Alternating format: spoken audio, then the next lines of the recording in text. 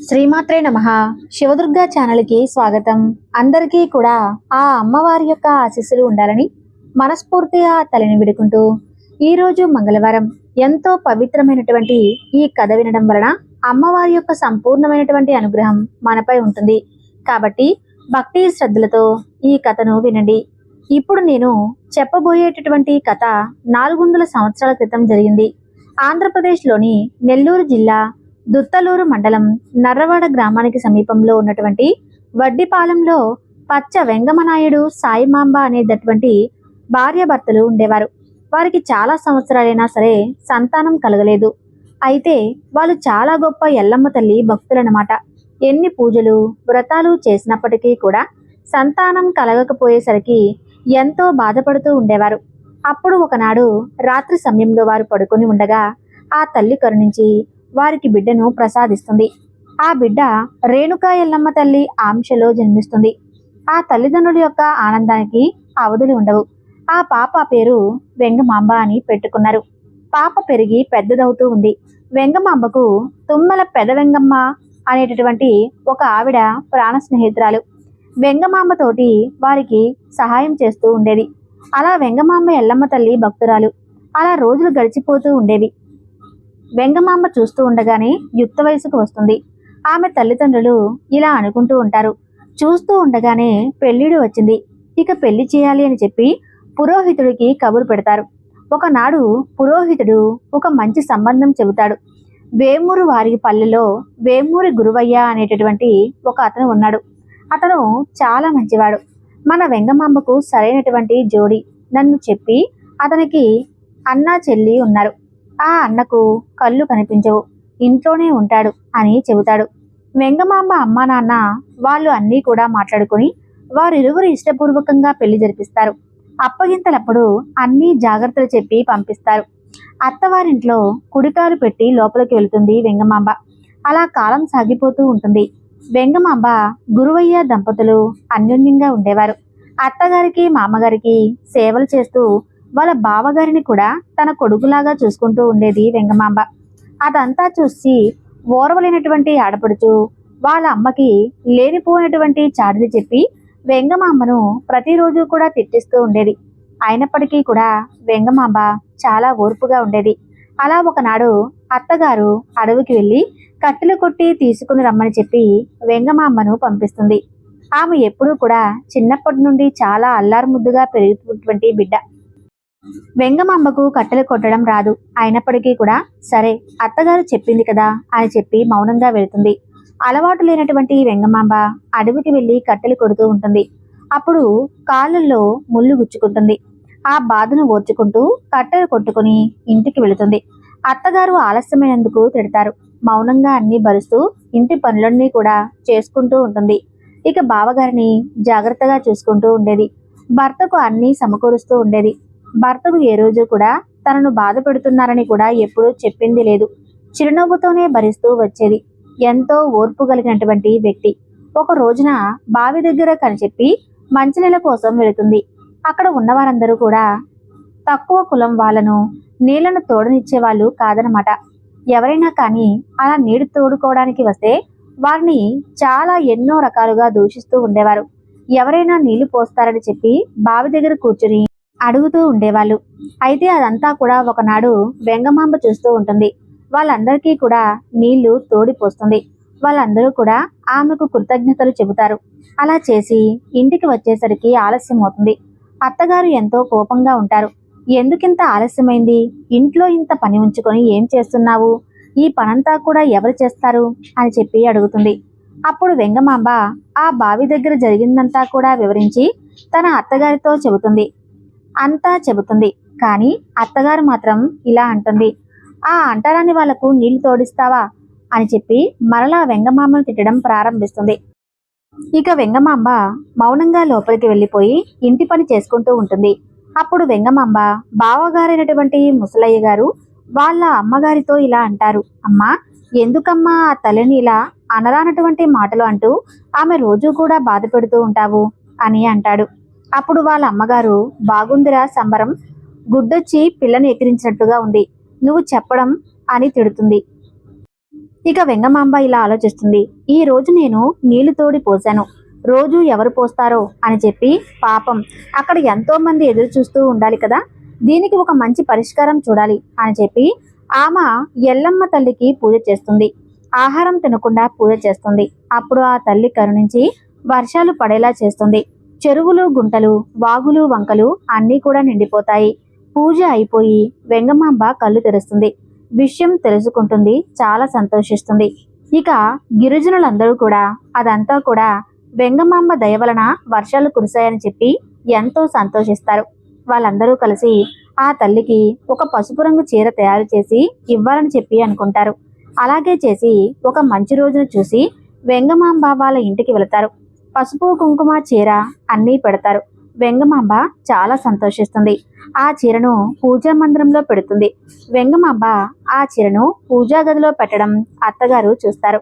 అలా కొన్ని రోజుల తర్వాత వెంగమాంబ ఆమె స్నేహితురాలు ఇద్దరూ కూడా ఆవుల కోసం గడ్డికని చెప్పి పొలానికి వెళతారు. అప్పట్లో గజ దొంగల బెడద ఎక్కువగా ఉండేది. వాళ్ళు స్త్రీల యొక్క మాన ప్రాణాలను దోచుకుంటూ ఉండేవారు. ఆడవారు కనుక ఒంటరిగా కనిపిస్తే వాళ్ళు దాడి చేసేవారు. ఇక వెంగమాంబ ఆమె యొక్క స్నేహితురాలు మాట్లాడుకుంటూ అలా వాళ్ళు వెళ్ళినటువంటి రోజు కూడా గజ దొంగలు చాటుగా కాపు కాసి వాళ్ళ మీదకు దాడి చేస్తారు.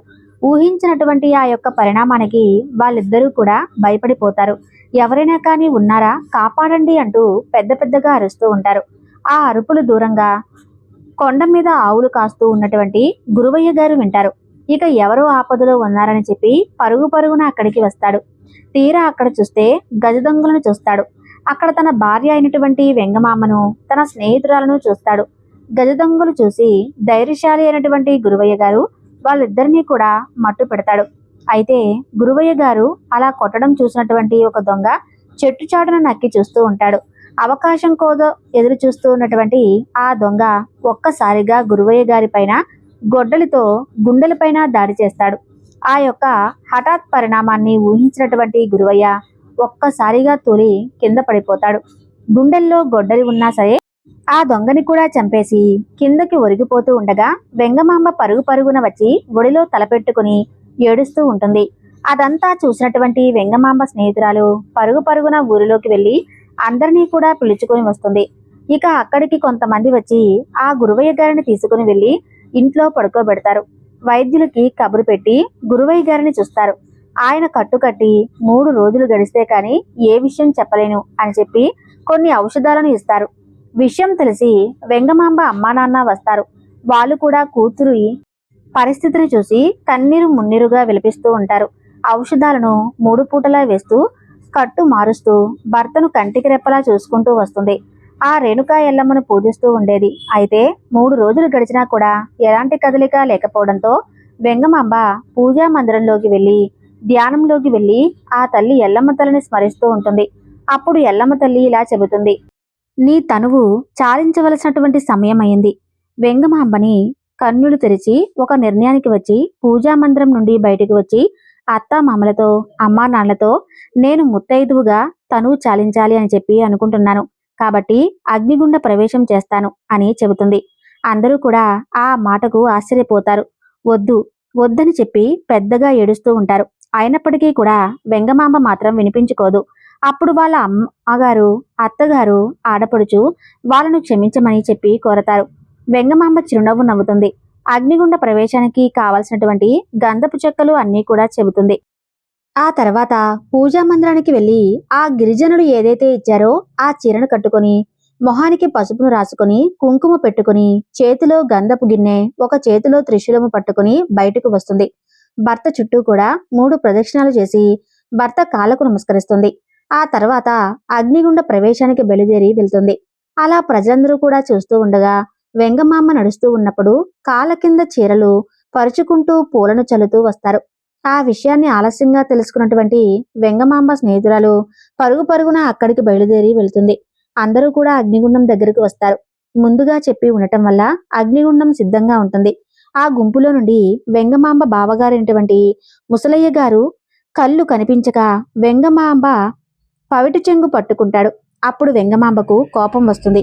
ముసలయ్య గారు, తల్లి క్షమించు, నీ బిడ్డలాంటి వాడిని కదా, నీ బిడ్డను ఒంటరివాణ్ణి చేసి వెళ్ళిపోతావా అని విలిపిస్తూ ఉంటాడు. వెంగమాంబ అంతటా శాంతించి, బావగారు, మీరొకసారి ఆ మహాశివుని తలుచుకుని కన్నులు మూసుకొని ఒక్కసారి తెరవండి, మీకు తప్పకుండా కంటి చూపు వస్తుంది అని చెబుతుంది.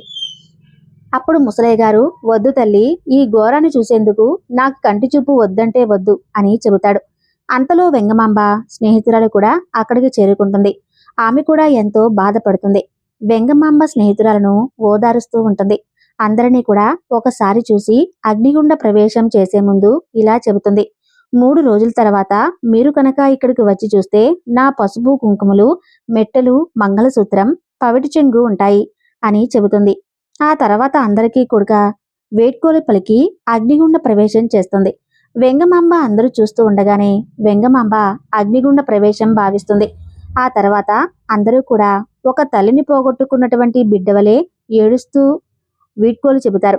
ఆ తర్వాత వెంగమాంబ చెప్పిన విధంగానే 3 రోజుల తర్వాత అక్కడికి వెళ్లి చూడగా వెంగమాంబ చెప్పినట్లు అన్నీ ఉంటాయి. అయితే ఆ పవిటి చెంగును ఎందుకు వదిలిపెట్టింది అంటే, ఆ పవిటి చెంగును ముసలయ్య గారు పట్టుకుంటారు కాబట్టి అందుకని ఆ పవిటి చెంగును అక్కడ విడిచిపెట్టిందని అర్థం చేసుకుంటారు. ఇక వెంగమాంబ భర్త అయినటువంటి గురువయ్య వెంగమాంబ అగ్నిగుండ ప్రవేశం చేసిన తర్వాత కాలం చేసేస్తారు. అప్పుడే ఆకాశంలో నుండి ఆకాశవాణి ఈ విధంగా వినిపిస్తుంది. నేను ఇక్కడే సతీ సమేతంగా కొలువై ఉంటాను. భక్తుల యొక్క కోరికలు తీరుస్తూ నన్ను ఎవరైతే కొలుస్తారో కొలిచిన వారికి కొంగు బంగారమై ఉంటాను అని చెబుతుంది. ఇంకా ఇలా చెబుతుంది, నా స్నేహితురాలైనటువంటి పెదవెంగమాంబ, ఆమె భర్త శివైక్యం చెందిన తర్వాత వారు కూడా నాతో పాటే పూజలందుకుంటారు. మా బావగారైనటువంటి ముసలియ్య గారు కూడా చెందిన తర్వాత పూజలు అందుకుంటారు అని చెబుతుంది. అలా ప్రజలందరూ కూడా అక్కడ చిన్న గుడిలాగా కట్టి పూజలు చేస్తూ ఉండేవారు. వడ్డిపాలెంలో అమ్మవారి యొక్క పుట్టిల్లు ఉంటుంది. వేమూరివారి పల్లెలో అమ్మవారి యొక్క మెట్టెలు ఉంటాయి. ఈ విధంగా ప్రతి ఏటా వచ్చేటటువంటి జ్యేష్ఠ మాసంలో పౌర్ణమి తర్వాత వచ్చేటటువంటి మొదటి ఆదివారం మొదలు గురువారం వరకు అమ్మవారికి తిరునాళ్లు జరుపుతూ ఉంటారు. అప్పటి నుండి కొలిచిన వారికి కొంగు బంగారమై ఎవరైతే ఆ అమ్మను మనస్ఫూర్తిగా భక్తి శ్రద్ధలతో నమ్ముతారో వారికి సకల శుభాలను చేకూరుస్తుంది. వెంగమాంబ తల్లి, ఆ తల్లి గురించి ఈ రోజు నిజంగా ఈ కథ ద్వారా మనందరం కూడా తెలుసుకోవటం నిజంగా మన యొక్క అదృష్టం. అమ్మ అనుగ్రహం మనపై కూడా ఎప్పుడూ ఉండాలి అని కోరుకుంటున్నాను. వెంగమాంబ తల్లి గురించి తెలుసుకున్నారు కదూ. ఈ వీడియో మీకు నచ్చితే తప్పకుండా లైక్ చేసి జై ఎల్లమ్మ తల్లి అని కామెంట్ చేయండి.